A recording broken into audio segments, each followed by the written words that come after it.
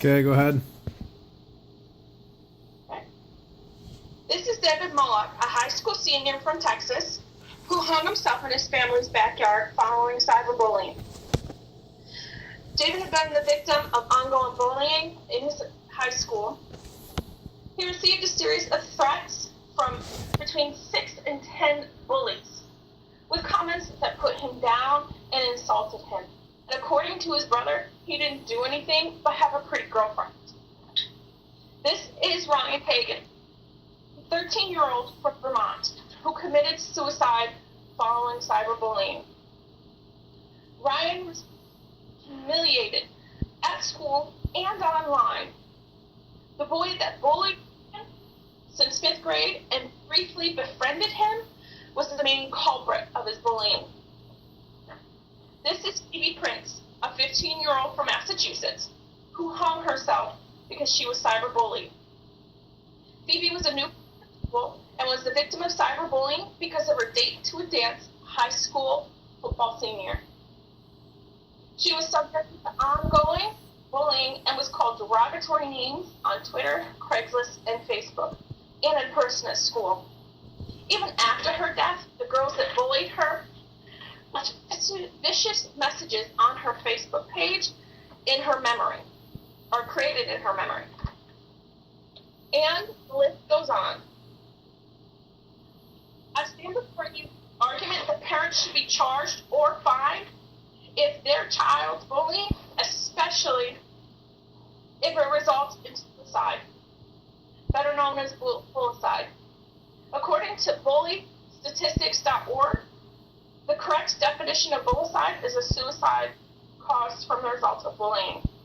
Children and teens who are bullied live in a constant state of fear and confusion in their lives, and many feel the only way to escape the rumors, the insults, the verbal abuse, and the terror is to take their own lives. To understand my position, first we need to discuss what bullying is.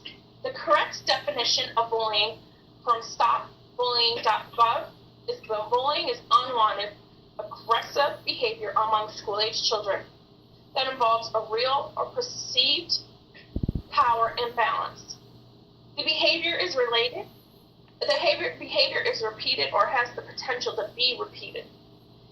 The impower balance is a child using bullying for their own power, such as their physical strength and embarrassing information, popularity, to cause harm to others.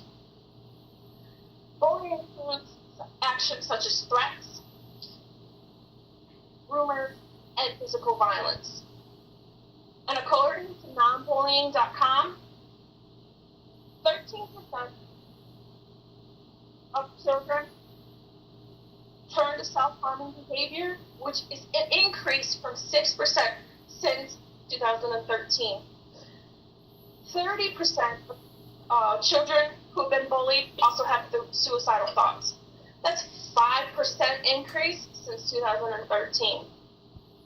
10% of the children have attempted to take their own lives due to bullying. And at least half of the suicides in young children are a result of bullying.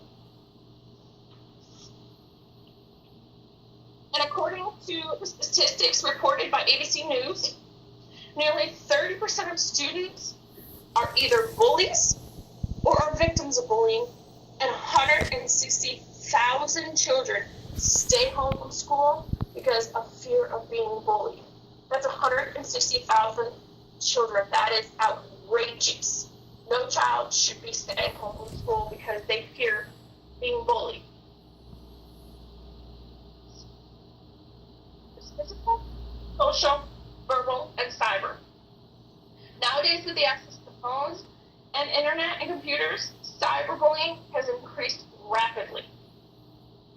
NoBullying.com states that 81% of teens admit that bullying is easier to get away with online.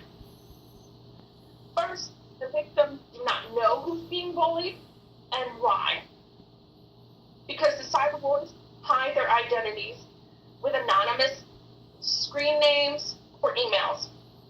Second, cyberbullying can go viral, which which means a large number of people are aware of bullying via the internet. Third, it's easier to be cruel using technology because the bullies don't immediately see the response to their victims.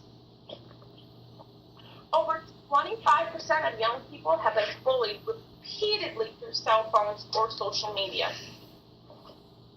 Cyberbullying can have devastating consequences, and suicide is one of them.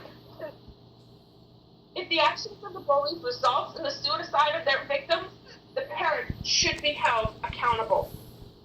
In a small town in Wisconsin, the Common Council allows parents of children who have bullied be fined $114.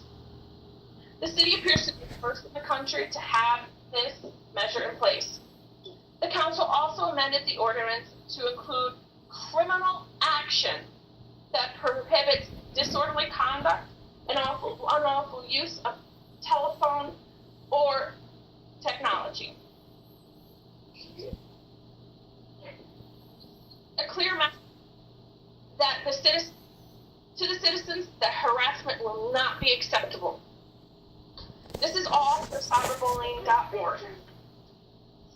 In America, we have parental liability laws which hold parents accountable and financially liable for the behavior of their children when it is believed that the parents were negligent in their responsibility to provide suitable parental care and supervision. That means that parents need to be more interactive with their child, understand what their children are doing online and on their telephone. They need to know what they're doing through their emails.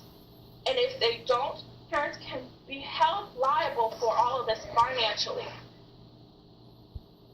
Mark O'Hara, a correspondent from CNN.com, says if a child kills somebody using their parent's gun, the parent can be held responsible.